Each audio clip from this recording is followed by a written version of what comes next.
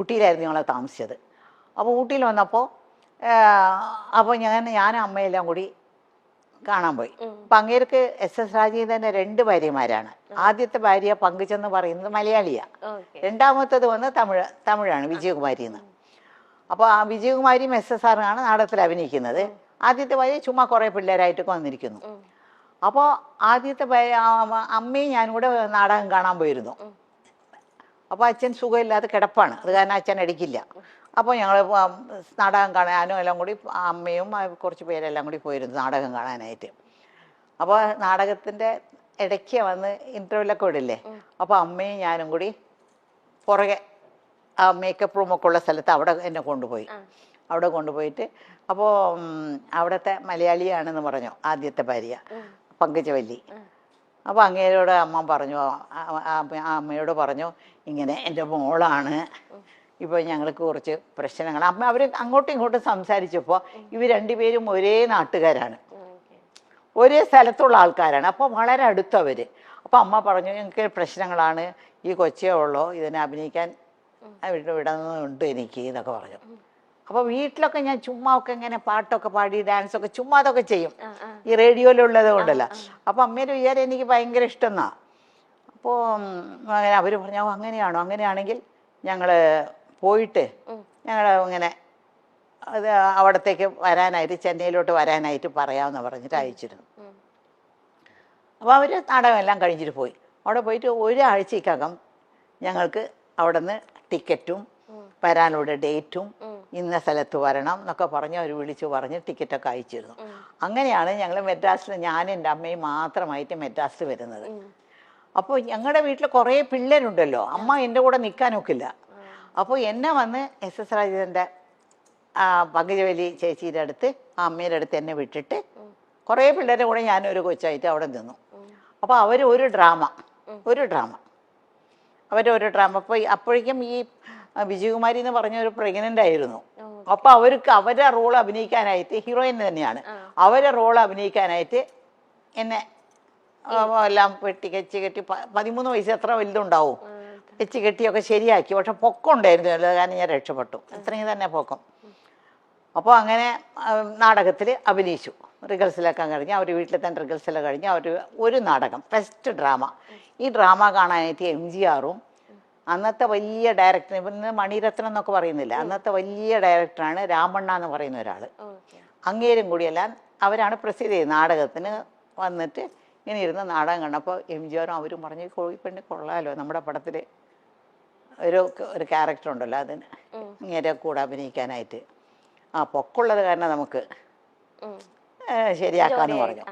അങ്ങനെയാണ് അവർ ഞങ്ങളോടെല്ലാം സംസാരിക്കുന്നത്. പിന്നെ സംസാരിക്കുന്നതൊക്കെ അവർക്കൊരു കമ്പനിയുണ്ട്, SS രാജേന്ദ്രന് ഒരു സിനിമ കമ്പനിയുണ്ട്.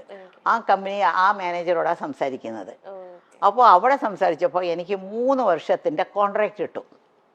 3 വർഷം പുറത്തുള്ള പടങ്ങളൊന്നും അഭിനയിക്കാൻ പാടില്ല, അവർ പറയുന്ന പടങ്ങളിലേ അഭിനയിക്കാൻ പാടുള്ളൂ.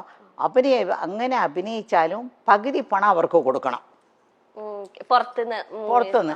അപ്പൊ അവര് മുഖാന്തരം പോയത് കാരണം എനിക്ക് ഫസ്റ്റ് മൂവി തന്നെ 6000 റുപ്പീസ് ആ കാലത്ത് കിട്ടി. 6000 റുപ്പീസ് എന്നൊക്കെ പറഞ്ഞ ഇന്നത്തെ വലിയൊരു തുകയാണ്. ഞാൻ തനിച്ചാ പോയെങ്കിൽ 600 രൂപ പോലും കിട്ടില്ലായിരുന്നു. അവര് വഴി പോയി ഒരു വലിയൊരു സെറ്റപ്പിന്റെ വഴി പോയത് കാരണം എനിക്ക് 6000 റുപ്പീസ് കിട്ടി. പിന്നെ ആ 3000 രൂപ ഉണ്ടല്ലോ എനിക്ക് കിട്ടേണ്ട, അവർ 3000 രൂപ എടുത്തു, എനിക്ക് 3000 രൂപ.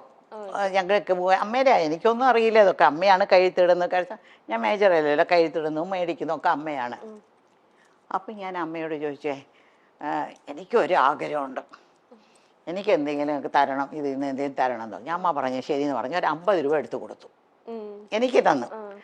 ഞാൻ ഉടനെ കടയ്ക്ക് പോയിട്ട് ഒരു ഗ്രേപ്പ് വാട്ടർ മേടിച്ചു. ഗ്രേപ്പ് വാട്ടർ എന്നറിയാമോ, ഈ പിള്ളേർക്കൊക്കെ വയറ്റുവേദനയൊക്കെ വന്നാൽ ഒരു മധുരമുള്ള സാധനം കുറച്ചായിട്ട് ഇങ്ങനെ കൊടുക്കും. ഒരു ചെറിയ ടീസ്പൂൺ, ഒരു 1/2 ടീസ്പൂൺ കൊടുക്കും. വയറ്റുവേദന വന്ന പിള്ളേർ കരയുമ്പോഴേ, കൊച്ചു പിള്ളേർ.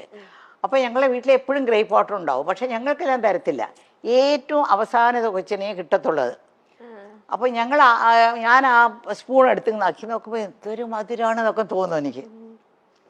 ആദ്യമായിട്ട് എൻ്റെ കാശിൽ ഞാൻ മേടിച്ച ഒരു ഗ്രേപ്പ് വാട്ടർ ബോട്ടിലായിരുന്നു. എന്നിട്ട് ഇത്രയും വലിയൊരു ബോട്ടിൽ 50 രൂപയ്ക്ക് കിട്ടി. അത് എടുത്ത് ഇങ്ങ് കുടിച്ചു കുടിച്ചു കുടിച്ചു കുടിച്ചു. ആരും ഈ പിള്ളേരൊക്കെ കണ്ടാൽ കിട്ടില്ലല്ലോ, ഒരു വാതിലിന്റെ പുറകെ പോയി നിന്ന് കുടിക്കുന്നത്. പകുതി കഴിച്ചപ്പോൾ അതിലൊരു ലഹരിയുണ്ട് ആ ഗ്രേപ്പ് വാട്ടറിൽ. പകുതി കഴിച്ചപ്പോൾ തന്നെ എനിക്ക് ഒരു മാരിയായി, മത്ത് പിടിച്ച് തലയൊക്കെ ഒരു മാരിയായി. ഞാൻ പറഞ്ഞു അയ്യോ മതി മതി എന്ന് വിചാരിച്ചിട്ട് പുറത്ത് വന്നിട്ട് ബാക്കിയുള്ളതെല്ലാം അവർക്കെല്ലാം കൊടുത്തു. അതാണ് എൻ്റെ ആദ്യത്തെ ശമ്പളത്തിൽ ഞാൻ ആദ്യം മേടിച്ച ഒരു സാധനം. എനിക്കൊന്നും ഇത് അമ്മ എവിടെയും പറയുന്നത് ഞാൻ കേട്ടിട്ടേ. ഇപ്പം അമ്മ പറഞ്ഞു ചെന്നൈയിലേക്ക് അമ്മേനെ ആ ഒരു ചേച്ചിയുടെ അടുത്ത് ആക്കിയിട്ട് അമ്മ പോയി. അപ്പം 13 വയസ്സേ ഉള്ളൂ. അപ്പം അമ്മയ്ക്ക് ഇങ്ങനെ ഒറ്റപ്പെടൽ ഇങ്ങനെ അനുഭവിച്ചു? ഒരു പുതിയ സ്ഥലം ഒറ്റപ്പെടൽ അനുഭവിച്ചില്ല. കാരണം ഞാൻ പോയി താമസിക്കുന്നത് പങ്കുചക്കാര വീട്ടില്. അവിടെ അവർക്കും കുറേ പിള്ളേരുണ്ട്. ഇന്ന് വരെയ്ക്കും അവരൊക്കെ എൻ്റെ ഭയങ്കര ക്ലോസ് ആണ് അവരെല്ലാം.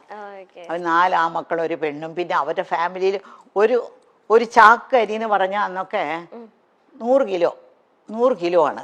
ആ ഒരു ചാക്ക് അരിയാണ് അവർ വീട്ടിൽ ദിവസം ഉണ്ടാക്കുന്നത്. അത്രയും പേര് അവരുടെ വീട്ടിലൊന്ന് ഊണ് കഴിക്കും.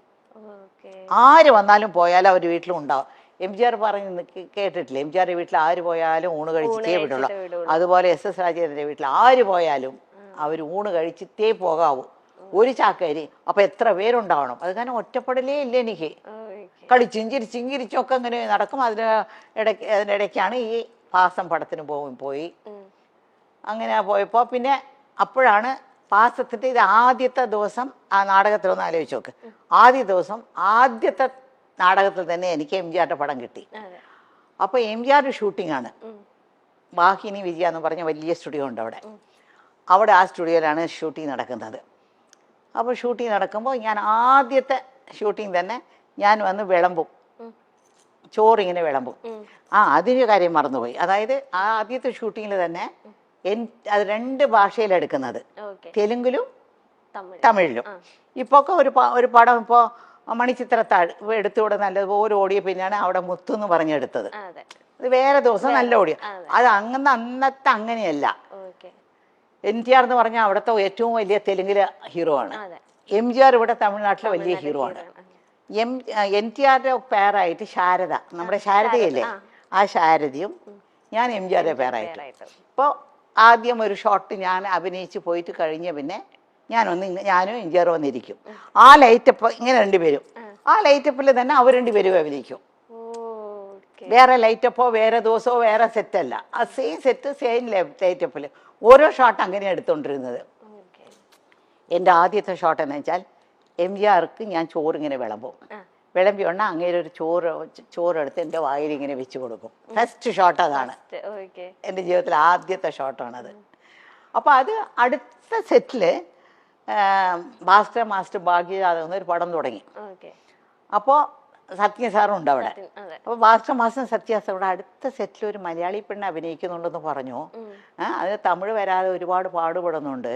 പക്ഷെ അങ്ങനെ പഠിപ്പിച്ചാണ് എടുത്തുകൊണ്ടിരിക്കുന്നത്. ആദ്യത്തെ ദിവസം അവർ 2 പേരും എൻ്റെ ഷൂട്ടിങ് കാണാൻ വന്നിട്ട് അവർക്ക് ഇഷ്ടപ്പെട്ടിട്ട് അവിടെ തന്നെ അമ്മയുണ്ടല്ലോ അവിടെ സംസാരിക്കാൻ, അമ്മയോട് സംസാരിച്ചിട്ട് ഇവിടെ ഒരു 5-6 ദിവസം ഷൂട്ടിംഗ് ഉണ്ടായിരുന്നു. ആ ഷൂട്ടിംഗ് കഴിഞ്ഞുകൊണ്ട് നേരെ ഞാൻ ഭാഗ്യജാതകം അഭിനയിക്കാൻ വന്നു.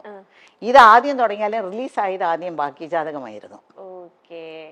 ആക്ട് ചെയ്തത് തമിഴാണെങ്കിലും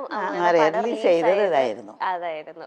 പിന്നെ ഇപ്പത്തെ പോലത്തെ വെച്ചിട്ടുണ്ടെങ്കിൽ ഇപ്പൊ വെച്ചാൽ പക്ക ഷീറ്റ് ഇട്ട് ഇത്ര ദിവസം ഒരു പടം അല്ലെങ്കിൽ എല്ലാം ഓർഗനൈസിങ് ആദ്യം തന്നെ വിസിറ്റ് ചെയ്യും പ്ലേസ് എവിടെയൊക്കെ ഷൂട്ട് ചെയ്യേണ്ടത്. അമ്മയുടെ ഒക്കെ കാലത്തെന്ന് വെച്ചിട്ടുണ്ടെങ്കിൽ ഒരു ബിൽഡിങ് അല്ലെങ്കിൽ ഒരു സ്പേസ് എടുത്തിട്ട് 3 ഫ്ലോർസ്, അത് 3 വീടായിട്ട് സെറ്റ് ചെയ്യുക. അപ്പൊ ഒരു ഫ്ലോറിൽ നിന്ന് അടുത്ത ഫ്ലോറിലേക്ക് പോകുന്നത് അടുത്ത പടമാണ്. ആ ഫ്ലോറിലല്ല, ഈ സ്റ്റുഡിയോ അടുത്ത സ്റ്റുഡിയോ അല്ല, ഈ ഫ്ലോറിൽ നിന്ന് വേറെ ഫ്ലോർ, അവിടെ നടന്ന് കുറച്ച് അങ്ങോട്ട് പോകണം. ഒരു AVM സ്റ്റുഡിയോ എന്ന് പറഞ്ഞാൽ 40 ഏക്കറിലാണ് AVM സ്റ്റുഡിയോ ഉള്ളത്, മനസ്സിലായോ? അപ്പോൾ ആ AVM സ്റ്റുഡിയോയില് ഒരു 10-30 സെറ്റുകളുണ്ട് അവിടെ, ഫ്ലോറുകളുണ്ട്. അപ്പോൾ ഈ ഫ്ലോറിൽ നിന്ന് നടന്ന് ഇപ്പോൾ നിങ്ങളുടെ ഇവിടെ നിന്ന് ഇറങ്ങിയില്ലേ, അടുത്ത ഫ്ലോറിലേക്ക് പോകണം. അവിടെയാണ് തെലുങ്ക്, തമിഴ്, കന്നഡം, ഹിന്ദി എല്ലാ പടങ്ങളുടെ ഷൂട്ടിങ്ങിന് മാറി എല്ലാവരും മാറി എടുക്കും. അത് എങ്ങനെ അമ്മയ്ക്ക് അത് പറ്റും? ഞാൻ അമ്മ പറയുമ്പോ അത് ഭയങ്കര അത്ഭുതത്തോടെ, കാരണം ഒരു ക്യാരക്ടർ അല്ലല്ലോ അടുത്ത പടത്തിൽ, അത് വേറെ കോസ്റ്റ്യൂം ഇട്ടിട്ട് അതെങ്ങനെ ഉൾക്കൊള്ളാൻ പറ്റുന്നത്? പെട്ടെന്ന് കുറച്ച് നാളായപ്പോ നമുക്ക് അങ്ങ് പരിചയമായി. എനിക്ക് അതൊരു വലിയ ഒരു ഒരു പാടായിട്ടൊന്നും തോന്നിയിട്ടില്ല, കഷ്ടമായിട്ടൊന്നും തോന്നിയിട്ടില്ല. അങ്ങനെ കാലത്ത് അന്നൊക്കെ ഞങ്ങളുടെ അടുത്ത് കോൾ ഷീറ്റ് മേടിക്കുന്നത് ഇപ്പൊക്കെ ഒരു പടത്തിനാണ് കോൾ ഷീറ്റ്. 40 ദിവസം കോൾ ഷീറ്റ് കൊടുത്താൽ ആ പടം തീർക്കാം. പക്ഷെ അങ്ങനെയല്ല, അവിടെ എല്ലാം ചെന്നൈയിലും അടുത്തടുത്തടുത്ത് സ്റ്റുഡിയോ ആയതുകൊണ്ട് ഒരു പടത്തിന് ദിവസവും 7 to 1, അതായത് ഈ കാലത്ത് 7 മണി മുതൽ 1 മണി വരെയും കോൾ ഷീറ്റ് കൊടുക്കും. കോൾ ഷീറ്റ് കൊടുത്താൽ ആ ഒരു 10-15 ദിവസം കൊണ്ട് ആ പടം തീർക്കും. അല്ലെങ്കിൽ അടുത്ത മാസം ഷെഡ്യൂൾ കൊടുക്കും. അത് കഴിഞ്ഞാൽ പിന്നെ ഉച്ചയ്ക്ക് 2 to 9 ഒന്നുണ്ട്, 2 മണി മുതൽ 9 മണി വരെയും ഷൂട്ടിംഗ് ഉണ്ട്. അത് അങ്ങനെ ഒരു പടത്തിന് കൊടുക്കും. അത് ഒരു 10-15 ദിവസം കൊടുക്കും. പിന്നെ രാത്രി 10 to 2 എന്ന് പറഞ്ഞൊരു ഷൂട്ടിംഗ് ഉണ്ട്, 10 to 2. അത് വരയ്ക്കും. ചില തീർക്കാൻ പോകുന്ന പടങ്ങളുണ്ട്, അപ്പം 10 to 5 വർക്ക് ചെയ്യും. അപ്പോൾ ഇത് മൂന്നും കഴിഞ്ഞിട്ട് ഞാൻ മേക്കപ്പ് റൂമിൽ പോയി ഇങ്ങനെ പല്ലൊക്കെ തേച്ചിട്ട് വേറെ കോസ്റ്റ്യൂം ഇട്ടിട്ടാണ് പോകുന്നത്. അടുത്ത ഇത് തന്നെ പിറ്റേ ദിവസം 7 to 1 പോകുന്നത്.